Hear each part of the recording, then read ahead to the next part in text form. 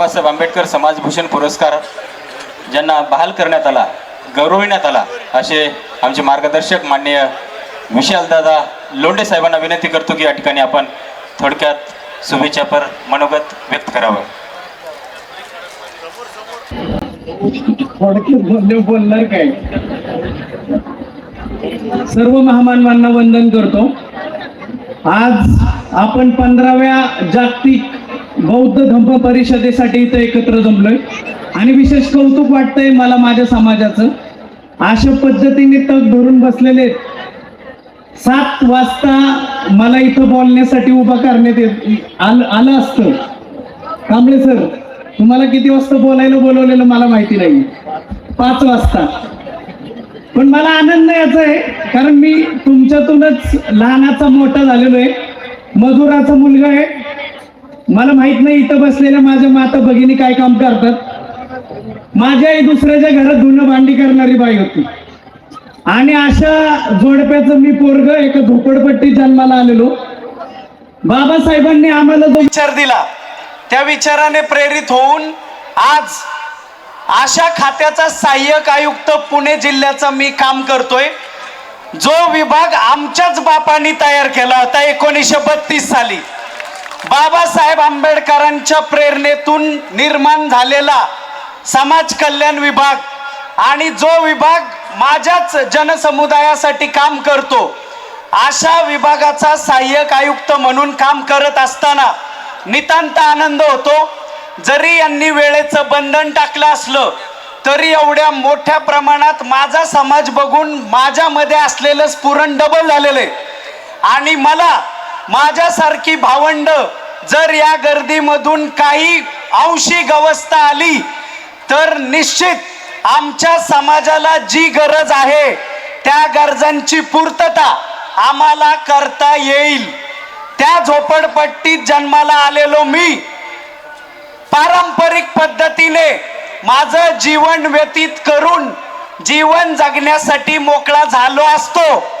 परंतु जर बाबासाहेबांना आपण डोक्यावर घेण्याऐवजी डोक्यामध्ये जर घेतलं, विचारांच्या अंती जर कृतीमध्ये आणलं, तर तुमच्या सारखा तुमच्यामध्ये जन्माला आलेला एक मुलगा अशा पदावर जाऊन आपल्या समाजासाठी काहीतरी काम करू शकेल. इथं उपस्थित असलेल्या प्रत्येक पालकाला, जो पालक आज बौद्ध म्हणून इथं मिरवतोय आणि या बौद्ध परिषदेमध्ये आपलं योगदान देण्यासाठी आलेलं आहे, आपल्या अपत्याची निर्मिती आपण केल्यानंतर त्याला या समाजाच्या गावगाड्यामध्ये केवळ जीवन जगण्यासाठी म्हणून सोडू नका.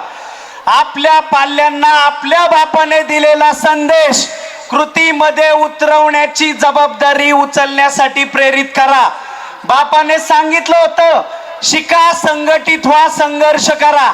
1950 26 जानेवारी रोजी आपली घटना अंमलात आलेली आहे आणि या घटनेचे पाईक असलेले आपण सर्वजण आपल्या प्रत्येकाला समान दर्जा, समान संधी आणि असलेलं स्वातंत्र्य याचा उपभोग घेऊन आपल्याला शिक्षणाची कास धरून पुढे जाता येईल.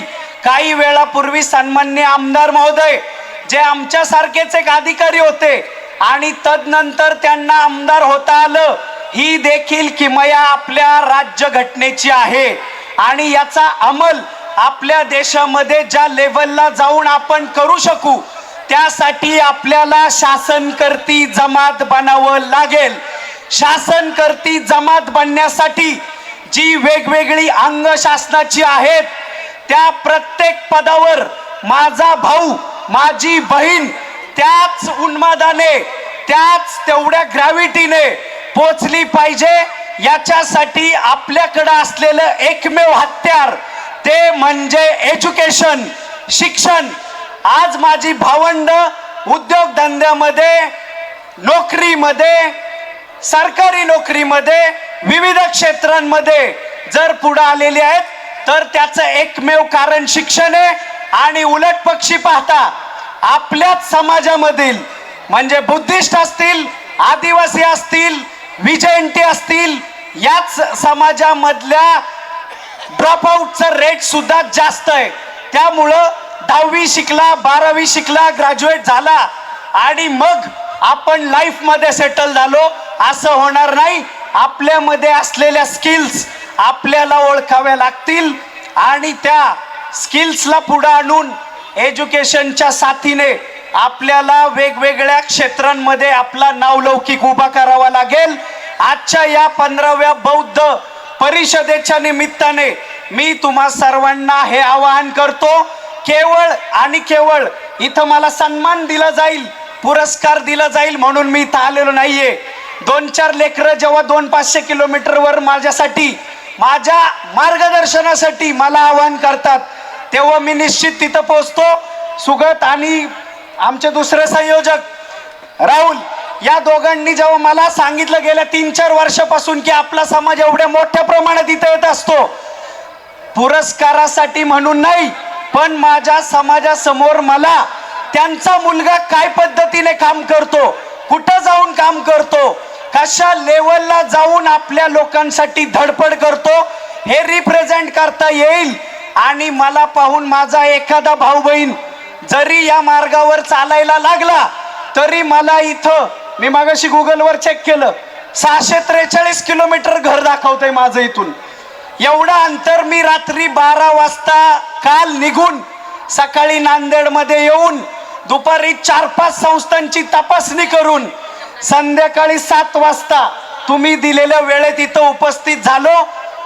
त्यामुळं माझ्या उपस्थित बांधवांना ही विनंती करेल, बाबासाहेबांचा प्रत्येक शब्द, प्रत्येक विचार आपल्या येणाऱ्या पाल्यांच्या, आपल्या येणाऱ्या पिढीच्या कार्यकर्तृत्वामध्ये कसा उतरेल, त्यांच्या डोक्यामध्ये कसा जाईल यासाठी तुम्ही झटा.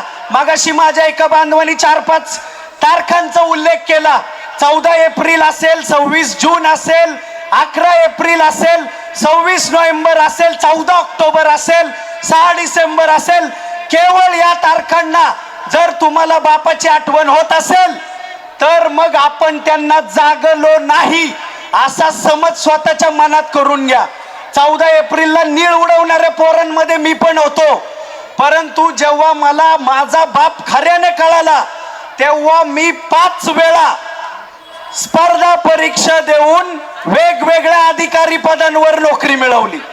माझ्या बांधवांना एकदा नोकरी मिळवायला अडचण येते, कशी काय येते? वेगवेगळ्या पदांवर, वेगवेगळ्या हुद्द्यांवर जाण्यासाठी जन्माला आलेलो आपण. 1818 साली जरी तलवारी उचलून युद्ध केलं असेल तरी देखील आज खरी तलवार ही आहे आणि आपल्या हातामध्ये ती तलवार बाबासाहेबांनी 1950 पासून समतेने दिलेली आहे. ती वापरण्याची धमक ज्या ज्या भीम अनुयायीमध्ये आहे तो प्रत्येक जण गरजल्याशिवाय राहणार नाही आणि समाजाच्या उन्नतीमध्ये त्याचं योगदान त्याच पद्धतीने असेल ज्या पद्धतीने आपल्या बापाने आपला देह झिजवला. खरा जर DNA इथं उपस्थित प्रत्येकामध्ये असेल तर तो प्रत्येक जण त्या उन्मादाने आणि त्याच धर्तीवर काम करेल. अशा पद्धतीने कुठंतरी आपला जीव वाचवण्यासाठी, आपली नोकरी वाचवण्यासाठी, आपलं पद वाचवण्यासाठी जर तो समाजापासून तुटत असेल तर त्याला खरा अनुयायी किंवा खरा मुलगा आणि खरी मुलगी म्हणावं का याचं देखील आत्मपरीक्षण गरजेचं आहे. अशा पद्धतीने जेव्हा आम्ही गुरगुरतो तेव्हा आम्हाला आतून माहित असतं, आम्हाला जन्म जरी आमच्या आई बापाने दिला असेल तरी देखील DNA आमच्यामध्ये आमच्या बापाचा आहे, बाबासाहेब आंबेडकरांचा आहे. पुन्हा एकदा सर्वांचा आभार मानतो. वेळ खूप झालेला आहे, कांबळे सरांना बोलायचंय, आमच्या ज्येष्ठ बंधूंना बोलायचंय.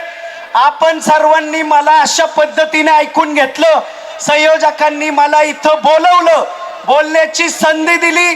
तुम्ही सर्वांनी एवढं लेट होऊन देखील सर्वांनी ऐकून घेतलं त्याबद्दल मी आपल्या सर्वांचे धन्यवाद मानतो आणि थांबतो. जय भीम, जय शिवराय.